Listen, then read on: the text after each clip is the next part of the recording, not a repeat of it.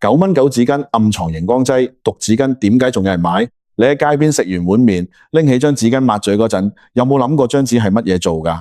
肯定你試過。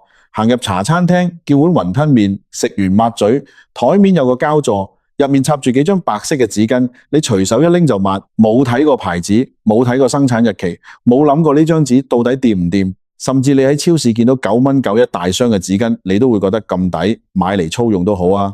喺直播間搶購9蚊9包郵嘅雜牌紙巾，你覺得自己係慳錢達人，但係你有冇諗過9蚊9一大箱，商家點賺錢？物流費都唔止呢個數啦。如果佢仲有錢賺，咁佢包紙巾嘅成本係幾多？你抹嘴嗰張紙到底係用乜嘢做出嚟㗎？今日我要同你講嘅就係呢張你日日都用，但從來唔會望多一眼嘅紙巾背後嘅真相。2026年6月8號，封面新聞爆咗一單嘢，有個消費者買咗一箱竹香韻品牌嘅餐巾紙，返到屋企無聊，攞支驗假鈔嘅熒光筆照下啲紙巾，見到紙巾發出異常嘅藍色光澤。佢記得之前睇過短片，話呢種光澤係熒光劑嘅反應。佢去問間鋪，鋪頭話我哋啲紙符合國家標準。呢位消費者決定較真，將紙巾送去檢測，結果出嚟可遷移性熒光物質陽性。可遷移性熒光物質係乜嘢概念？即係話你隻手掂到張紙，呢啲化學物質會黐咗上你隻手，你隻手攞嘢食，佢就跟住入你個口，你抹嘴，佢就直接黐上你塊嘴。呢啲嘢會積聚喺你身體入面，最直接嘅係肝臟要幫你分解，增加肝臟負擔，長期累積有可能致癌㗎。你話呢啲商家係咪當你哋係傻嘅？竹香韻呢間鋪唔係乜嘢新開嘅網店，佢喺電商平台顯示係8年老店。一款爆款紙巾賣咗超過11萬包，全店總銷量76萬單。你計一計，76萬單，就算每單只係10蚊，都係760萬生意。一間靠賣紙巾做到幾百萬生意嘅鋪，你自然會覺得佢係正經商家，唔會亂嚟。而且間鋪頭個銷售頁面大大隻字寫住無熒光劑，安心放心，就係呢8個字，令人落單。但係檢測結果出咗之後，呢8個字變成一個笑話。消費者嘅熒光筆照到成張紙發藍光，你同我講無熒光劑。跟住消費者提供嘅線索，記者摸到湖北黃埔區一處民房後面，現場令人睇到眼突。一間老舊嘅廠房，冇防塵設備，冇消毒設施，就一部切割機喺度切大卷嘅原子。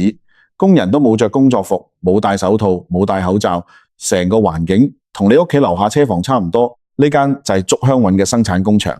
一間賣咗76萬單紙巾嘅網店，就係喺呢種環境下生產出嚟嘅貨。你之前用嘅竹香韻紙巾就係喺呢度切出嚟、包出嚟，然後寄到你手上，你用嚟抹嘴、抹面、抹你屋企個 BB 嘅手。記者直接問廠房老闆：你啲紙到底有冇熒光劑？老闆講咗一番好值得玩味嘅話。老闆係咁樣同記者講嘅：線上銷售嘅係全張紙，不含熒光劑，主要係家庭用，產品出問題，平台罰款好嚴重，風險太大。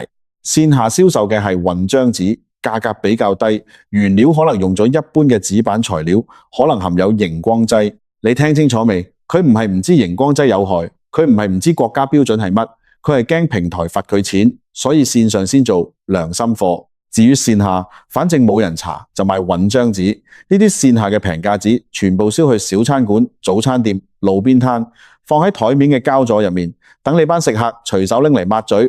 同一個品牌，同一間工廠，同一部機器切出嚟嘅紙，線上線下兩種標準。網上賣俾你屋企用嘅，要過平台審核，要驚投訴，所以用好紙。線下賣俾你喺街邊抹嘴嘅，成本越低越好，因為冇人會投訴，冇人會攞熒光筆去照路邊攤張紙巾。呢個就係竹香韻老闆嘅邏輯，佢覺得咁樣好合理，佢仲覺得自己已經算係有良心，因為至少線上嗰批係好紙啊。老闆仲話佢哋唔生產原紙，全部外購大卷紙品，再加工分裝。原紙係從河南一間廠採購嘅。記者叫佢打去問供貨商，對方話熒光物質含量合乎國家標準範圍，但係一講到要攞證明文件，就乜都提供唔到。當日下晝呢位老闆又改口，話上游廠家話線下紙品都唔含熒光劑，已將原紙送去檢測，前後矛盾，前言不對後語，你信佢邊句？今日下晝講嘅嘢可以推翻今日朝早講嘅嘢，呢種人講嘅放心，你點放心？武漢市市場監管局已經介入調查，但就算罰咗佢，就算佢間鋪閂咗，市面上仲有千萬間同類嘅工場繼續生產緊同類嘅紙，佢哋唔會消失，因為需求一直喺度。你以為呢啲係新發現？早喺2015年，央視每周質量報告就做咗一期專題，揭開劣質餐巾紙嘅製作過程。嗰期節目我建議大家去網上揾返嚟睇，真係大開眼界。記者調查發現，市面上有啲劣質餐巾紙同衛生紙，原材料竟然係回收嚟嘅廢紙，根本唔係原木漿。廢紙包括乜？舊報紙、舊課本、藥品包裝盒、爛紙皮、碎布頭、發霉、發爛、發臭都照用。生產場所就同我哋啱啱見到嗰間廠房一樣，滿地灰塵，工人冇着工作服，冇戴手套，冇戴口罩。製作過程仲嚇人，啲廢料全部掉落一個大鑊，加水熬成紙漿。因為廢紙本身顏色暗沉，為咗令到成品潔白如新，黑心廠家就不停加漂白粉、漂液同增白劑，漂到夠白為止。然後工人徒手將啲紙疊好包裝，就咁流向大排檔、早餐車、街邊小店。央視記者當時就拎咗幾款街邊小店嘅紙巾去做檢測，全部檢出熒光增白劑，有啲樣本嘅細菌總數超標10幾倍。呢啲紙嘅危害遠遠唔止污糟咁簡單。熒光增白劑一旦通過餐巾紙滲入口腔或者長期吸入，會積聚喺肝臟，增加肝臟負擔，甚至有潛在致癌風險。但黑心商家點會理你死活？慳成本最緊要，反正你又唔會攞張紙去化驗，用咗就算。10年過去，2015年央視曝光嘅嘢，到2026年仲發生緊。你話呢個行業有冇進步過？除咗熒光劑，仲有樣更離譜嘅嘢，工業滑石粉。有啲造紙廠為咗提高紙巾嘅柔軟度，會添加大量工業滑石粉。工業滑石粉入面含有眾多重金屬，包括鉛、汞、鎘等，長期接觸對人體傷害巨大，同樣有致癌風險。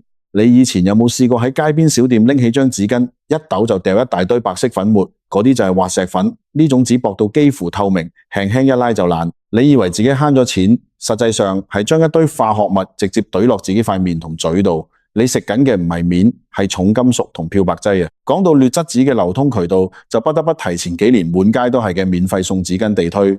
你行過街口，有人塞一包紙巾俾你，包裝上面印住男科或者婦科廣告，材質粗糙，紙張薄到透光，顏色白得唔自然。好多人覺得免費嘅唔攞白唔攞，一攞就攞幾包，擺喺袋備用。2024年有媒體報道過一單個案，一個00後女仔喺街邊攞咗免費紙巾，之後去廁所用咗，用完之後極度唔舒服，私處紅腫疼痛，去醫院睇醫生。醫生話係接觸性皮炎，由劣質紙巾嘅化學成分刺激引起。呢啲免費紙巾生產環境堪憂，細菌嚴重超標。有實驗室檢測過呢類免費紙巾，發現大腸桿菌、金黃色葡萄球菌等致病菌含量遠超國家標準，用之後可以誘發多種疾病，尤其係私密部位更加敏感。你以為自己執到寶，實際上係將細菌同化學物直接送入自己嘅身體。呢啲免費紙巾而家已經成為好多街邊小店嘅標配，堂而皇之放喺台面，等你班唔知情嘅食客伸手去拎。你拎嗰陣以為賺咗，實際上係中咗伏。有人可能會話，我用咗好多年都冇事，你係咪大驚小怪？我同你講，呢啲嘢係累積嘅，熒光劑入你身體唔會即時發作，但10年之後你身體出問題，你唔會諗翻10年前用嗰張紙巾，醫生都未必會問你用乜嘢紙巾抹嘴。但科學事實擺喺度，可遷移性熒光物質係會通過皮膚同黏膜進入人體嘅，肝臟要負責分解，呢個係額外負擔。工業滑石粉入面嘅重金屬會喺身體入面積聚，長期累積可以引致多種慢性病。一包劣質紙巾你慳個1、2蚊，一日用3包，一個月慳唔夠100蚊。但係萬一真係有事，你睇一次皮膚科幾百蚊，你萬一長期累積出更大問題，嗰條數就唔係幾百蚊可以埋單。呢個唔係叫你買最貴，係叫你起碼買合格嘅。咁我哋消費者可以點做？我俾幾個實用嘅貼士你。首先你要識分紙巾嘅種類。市面上賣嘅紙主要有2種顏色，白色同黃色。好多人覺得黃色一定好過白色，因為冇加增白劑。其實唔係咁簡單。白色紙嘅原料多數係木漿，黃色紙嘅原料多數係竹漿。竹漿本身係暖黃色，所以做出嚟就係黃色。只要係原生木漿或者原生竹漿，兩者都係安全嘅。顏色唔係判斷標準，最關鍵嘅係睇包裝上面嘅生產執行標準號，呢個編號係強制標示嘅。如果包裝上面冇，即係呢間廠連基本法例要求都唔遵守，你仲敢買？如果標注係 GBT 20808，即係紙巾紙標準，呢個係最優嘅級別，可以放心上鏈，俾 BB 用都冇問題。如果標注係 GBT 20810，即係衛生紙標準，比 GBT 20808差一啲，擦台、抹手、上廁所可以用，但最好唔好用嚟抹嘴同面。你下次去超市買紙巾，反轉包嘢睇下個編號，如果乜編號都冇，或者個編號你見都未見過，咁就放低，唔好買。另外，紙巾仲有分等級，優等品、一等品、合格品，優等品最好，合格品最差。買嘅時候可以留意一下。不過大品牌通常都做到優等品，問題不大。有人話大品牌貴啊，我慳得就慳，但係你計過條數未？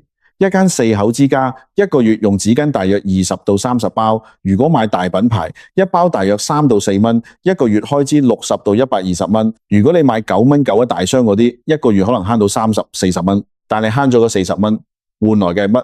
可能係熒光劑，可能係滑石粉，可能係細菌超標，可能係皮膚過敏，嚴重嘅可能係肝臟負擔增加。呢條數你識得計啦。有嬰幼兒嘅家庭更加要小心。BB 乜都放入嘴，長期接觸劣質紙巾，後果不堪設想。如果屋企有 BB， 最好買標注嬰幼兒專用嘅乳霜紙或者雲油巾。呢啲產品嘅生產標準更加嚴格，佢哋嘅 pH 值更接近皮膚，添加咗保濕成分，對 BB 嘅嬌嫩皮膚更加友好。雖然貴少少，但係用得安心。